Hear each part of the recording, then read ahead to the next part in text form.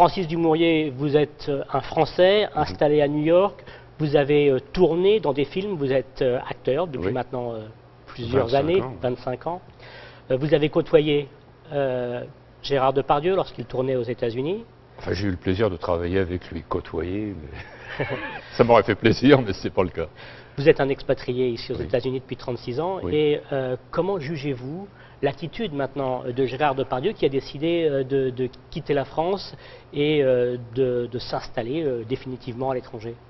D'abord, je ne peux pas vraiment répondre à votre question de le juger. J'ai absolument aucun jugement sur Gérard Depardieu. Je respecte la liberté de pensée et d'expression de chacun.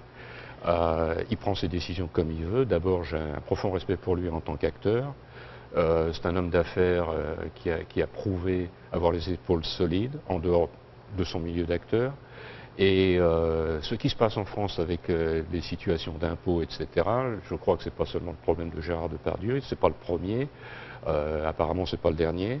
Et ce qui fait, très bien. Par contre, ce qui me gêne dans cette affaire, c'est le style de le faire.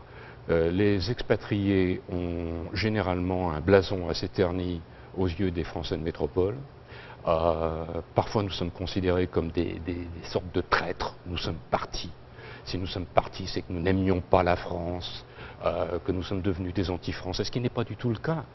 Et quand quelqu'un de la stature de Gérard Depardieu part comme il l'a fait, pas pour les raisons, mais comme il l'a fait, mon impression personnelle, c'est que c'est pas sa manière de faire qui va redorer ce blason terni des Français expatriés vis-à-vis de ceux qui sont restés.